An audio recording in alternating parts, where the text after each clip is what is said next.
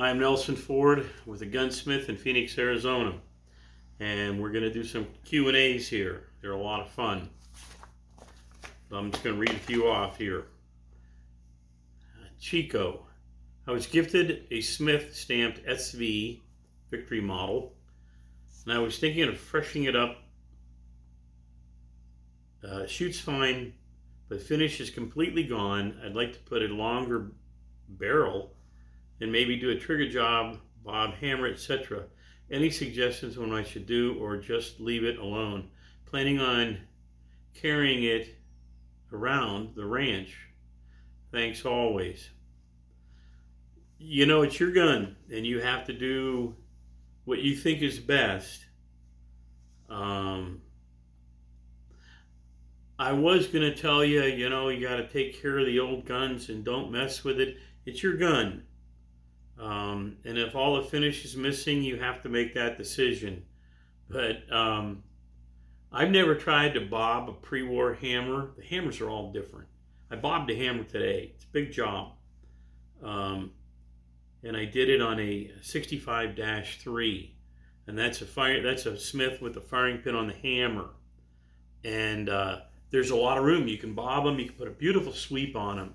The ones made after, I think, 96, where the firing pin is in the frame, we don't put a sweep on those because the hammers aren't made for that. And the pre-war stuff, I've never had anybody ask me to put a bobbed hammer like that on a Smith. And just cutting it like this looks ugly. I mean, also a lot of the snap holsters won't work with it. So I would leave it alone. I wouldn't swap barrels because every time you change a barrel, if you don't have a guy that's got a set of frame savers, aluminum blocks, and I have a system. I should have a Facebook page, but I don't want to do that. I have a system where I put brass rods.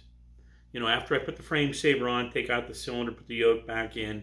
I put the frame saver on it, and then I put that in the vise, so the frame is safe. It's not going to twist or move, and they will twist if you don't have a frame savers on it.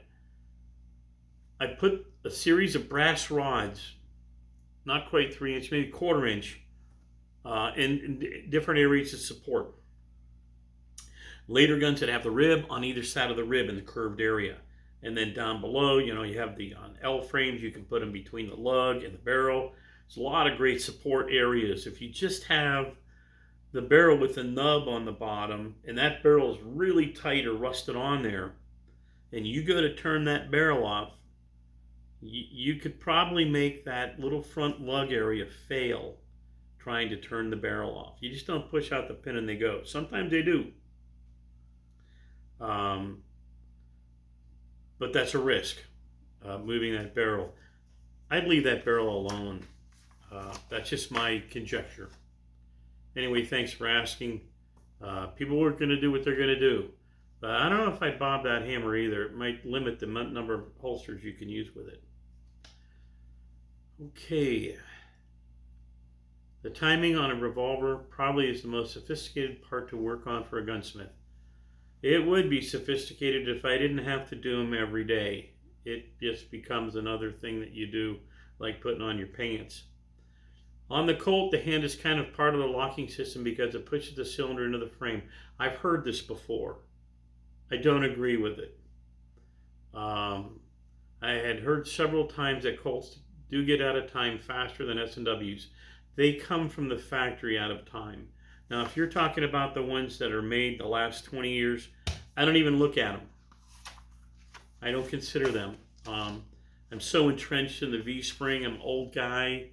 I don't want to be part of the new Colt double-action revolver. Their peacemakers are godlike, but they're new. If you saw the horsehair springs in there and the way they stack the hand with the not the hammer block, but the transfer bar, because it transfers the energy. Those are stacked up together and they move together with the trigger on. They used to be on solid pins that were removable, and they went through to work their safety system, but the safety system's too much work for them to put into the gun now. They can't spend that kind of money. So they have roll pins in here that work the hammer block, and it's just, It's sad. Um, the old V-spring action that they made from 1904, um, the Python was the last one to use it up through the 90s. The original Python, it was a two-step stage hand, and some people will figure this out and some people won't. When I tell people over the counter, some people know it right now. When I say it, it goes right into their head, and 10 out of 10, but 9 out of 10 people, it goes right over their forehead. It's a gear. The hand comes up and it grabs one of the lugs, and in the second lug, it pushes it into place. Now, get this. The hammer falls on double action. 2/3 the way back, it comes back down and fires. It doesn't go all the way to the rear. So if you timed it for double action, and remember, when it gets up there, it locks that cylinder in place. It can't go anywhere. The Smith gets it in place and slides right on by, so it can pre-time for double action and still go back to single. But the Colt can't, because if you timed it for double action, the hammer would never make it to the back of would never make it back all the way. It would lock that cylinder in place, and the hammer would only be here, not back there for single action. And so the mechanism was wrong to begin with. And so that's something people have to get in their heads. The bypass hand from the Smith coming from the right, whether it comes from the right or the left, it does the same operation. Your cylinder should be held in place. Colt only uses a rear locking assembly, period. And Smith is, so hell-bent on a center lock that since they have that new ejector rod system without a center pin, it's as skinny, it's as skinny, the ejector rod is as skinny as the old center pin, and that was so they could make more room in the 19 and the 66 for a full forcing cone. And that's not a bad idea, and I like what they did. I think their engineers were great on this. But then they put in the center locking lug, and it makes the cylinders. I'm an old man now, but I used to pull off 1 second reloads, 1.2 reloads in speed events with electronic timers. We go 6th to 7th shot around a second. And I've talked about these guys before. Palm Samra was under a second, and Stevie Preston was under a second when I was holding the timer on him. Going 6th to 7th shot with a reload. You will never pull those reloads off with those front locking positions in the yoke. Those cylinders are so tight to get out. It's a sin. It just makes the guns not even fun to hold in the hand. But the Colt only has a rear locking position, and so people are worried about whether the Smith will stay there without the front locking lug. All you have to do is, if there's any play, and there's never any play. I got off the phone with a guy the other day. He's all worked up about his front, his yoke to frame thing. I said, cock your hammer back. Now look at the front. Is it together? And he said, yes. And I said, why are we on the phone? What are we talking about here? I said, if it's fine, leave it alone. If there's play, it's pretty easy to deal with. All you have to do is take the cylinder off the gun, put your support down the yoke, look at it first with your pilot to the recoil shield, see where it's lining up. Chances are that all you have to do is put a breaker bar in there and bend that yoke out so when it goes in, it has to go in further for the center pin to get into the recoil shield, and that'll close that gap right back up. And it's a simple operation. I mean, I'm no wizard. I just learned how to do it. You guys are better at some things. I'm better at this.